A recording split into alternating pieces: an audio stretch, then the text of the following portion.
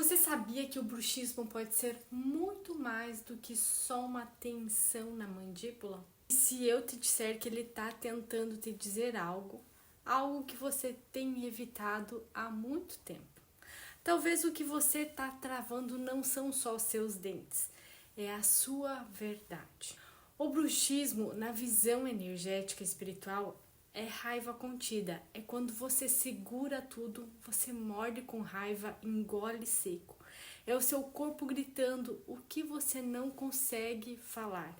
E tudo isso mora no quinto chakra, que é o laríngeo, que é responsável pela nossa comunicação, pela nossa expressão. E quando ele está em equilíbrio, você consegue expressar o amor que sente, você consegue falar o que você pensa, o que você sente com verdade, com leveza, com espontaneidade. Mas quando tá tudo em desequilíbrio, você não consegue dizer o que realmente quer dizer. Você trava. Engole a vontade de ser autêntica, de ser você.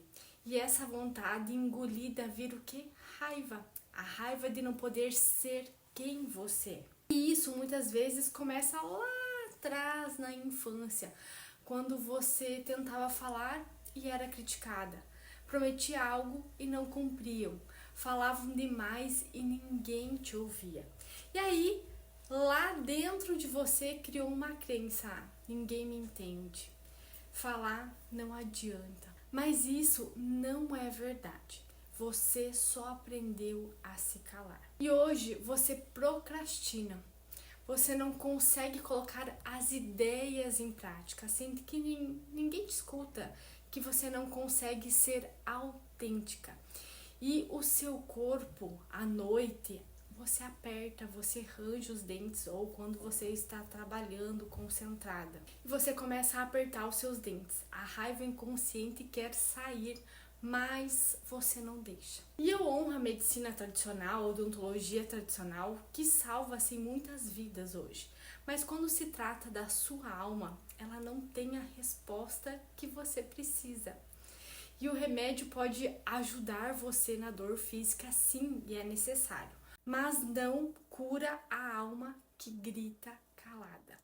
Você tem 100% de responsabilidade, você tem 100% de poder para se expressar, para curar, para ser quem você nasceu para ser. Me conta aqui nos comentários, você sente que tem engolido a sua verdade?